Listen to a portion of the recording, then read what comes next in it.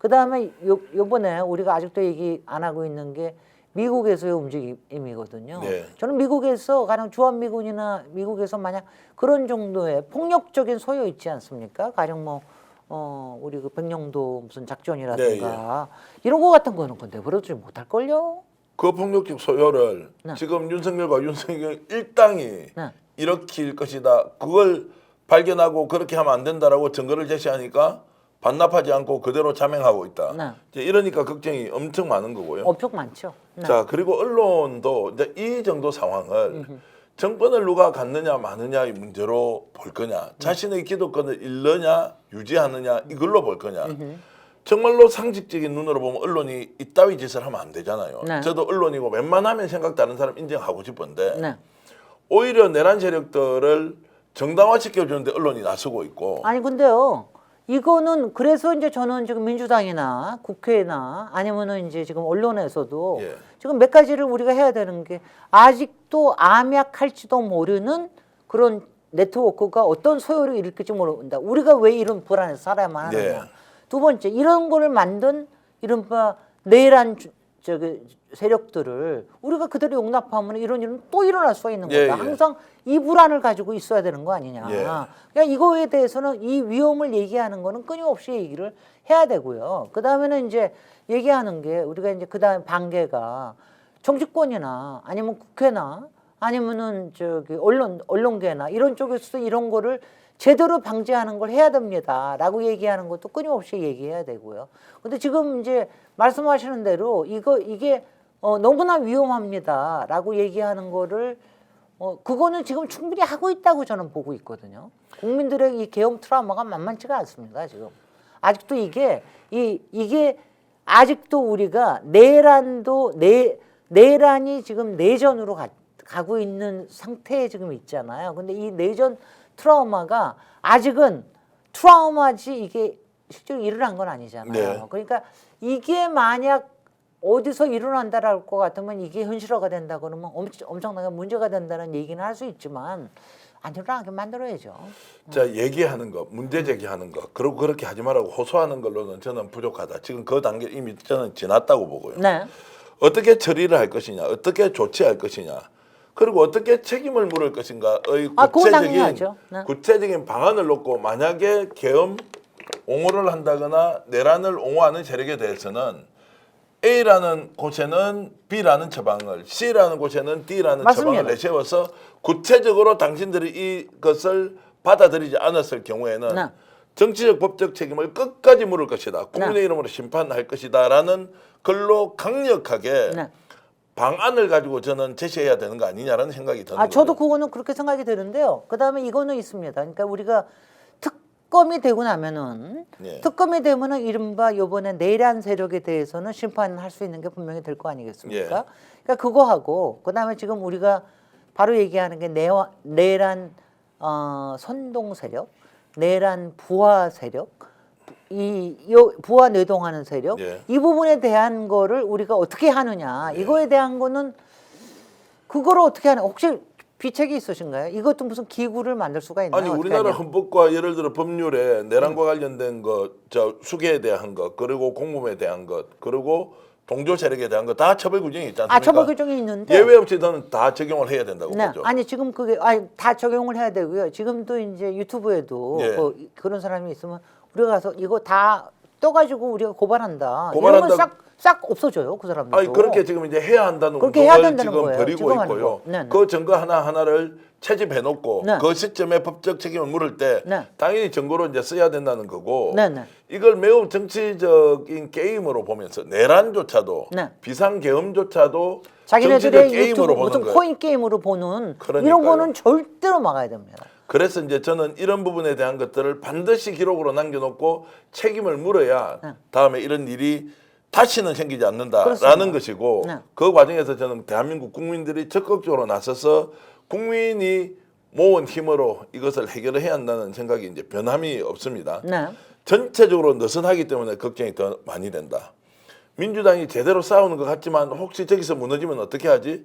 국회의장도 본인의 생각은 존중할 만하지만 한 2, 3일 시간을 미루고 나서 한덕수는 기다렸다는 듯이 더 센 공격으로 나오는데 그 전에 우리가 너무나 이거를 좀 방심하면서 봤던 거 아니냐라는 자책이 드는 거예요. 그렇습니다. 지난주에는 굉장히 후회가 됩니다. 후회가 많이 되고요. 그리고 혼란은 더욱더 커질 수가 있다는 생각 때문에 네.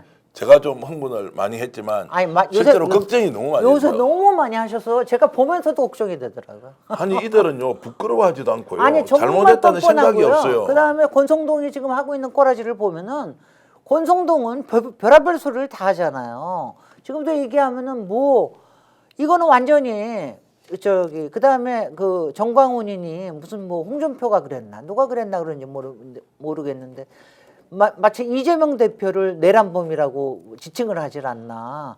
말도 안 되는 얘기를 뻔뻔하게 하거든요. 그러니까요. 만난 의사 중에 한 분이요. 네. 오늘 잠깐 뵀는데 조금 전에 언급하셨던 그 사람 중에 한 사람에 네. 대해서 정말로 대한민국 법이 있다면 그 사람을 반드시 법정 최고형으로 다스려야 한다. 네, 네. 어떻게 저렇게 할 수 있느냐. 국회에 있는 사람이. 네. 정말로 대한민국 국민들을 어떻게 보길래 저렇게 하고 있는지. 이번에는 진짜 용서하지 않아야 한다는 이야기를 정말로 강하게 하시더라고요. 그 지금요. 지난주에 우리가 저기 됐을 때 제가 이제 이번에 권영세 네. 비대위원장을 했는데 저는 왜 지난주에 제가 예측하기에는 권성동 의원가 혼자서 다 해먹고 싶어 한다 제가 그랬잖아요. 네. 근데 이제 사실은 권성동이 혼자서 다 해먹고 싶어서 저는 권영세를 앞세웠다고 생각을 합니다.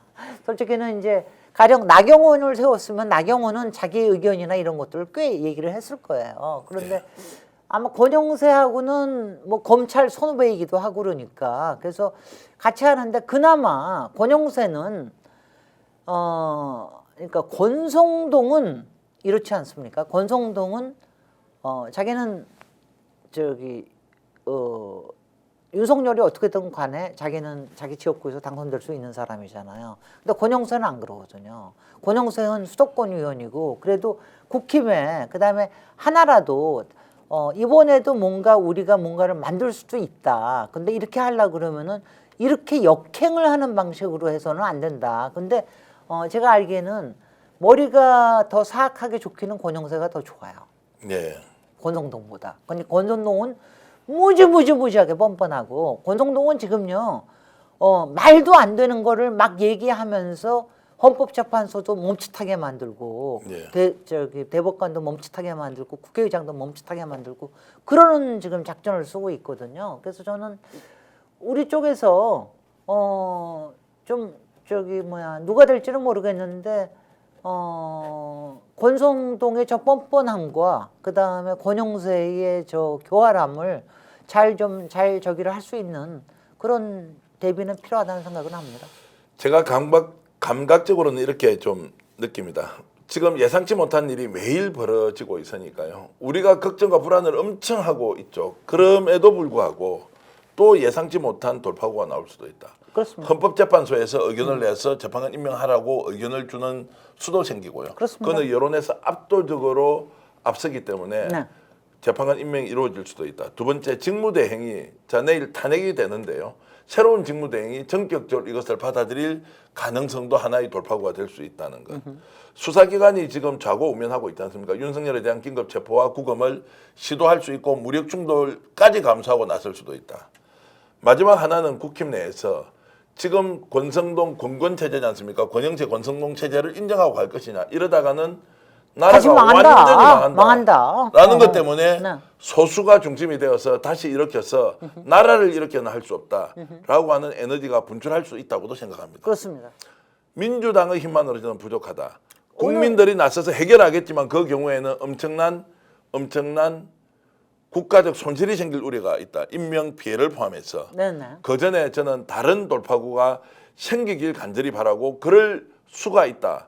왜냐하면 워낙 불확실한 상황에서 새로운 일들이 벌어지고 있으니까 그런 정도를 저는 희망으로 지금 걸고 있다는 말씀을 좀 드립니다. 오늘 국힘에서 4명이 참여를 했어요. 국힘에서는 당론으로 자기네들이 참여를 안 한다고 그랬죠. 4명이 참여를 했거든요. 국힘에서도 지금 저렇게 공권 체제로 해가지고 이런 식으로 가는 거는 힘들다고 생각할 거예요. 네. 오늘 뭐 안철수 의원은 그 전부터 얘기를 했고 오늘 홍준표는 뭐 계속해서 뻔뻔하게 나오지만 오늘 오세훈 그리고 또 한 사람 누구죠? 그 저기 뭐야 안철수였나? 오세훈하고 네. 안철수였나? 두 사람은 이렇게 해서는 안 된다. 헌법재판관을 임명을 해야 된다. 이런 사람들은 뭐냐면은 어떻게 하든 간에 자기네들은 차기에 그렇게 하면서 시간은 좀 끌고 이재명을 좀 치우면은 그래도 자기네들이 이길 수 있다라고 생각하는 사람들 아니에요. 그러니까 자기들 내부에서도 조금 그런 에너지가 생길 겁니다. 네. 그러니까 저런 권성동 하듯이 저렇게 지금 지금 제가 보기에 권성동은 정말 뻔뻔하게 나오고 있고 한덕수야말로 완전히 물려가지고 제가 보기에는 정말 너무나 물려 있는 게 많아가지고 그래서 나중에 지금 말씀하신 대로 정말 뻗들지도 몰라요. 네. 걱정돼요. 자, 그래서 이 말씀 드리면서 오늘 방송 마치겠습니다. 네.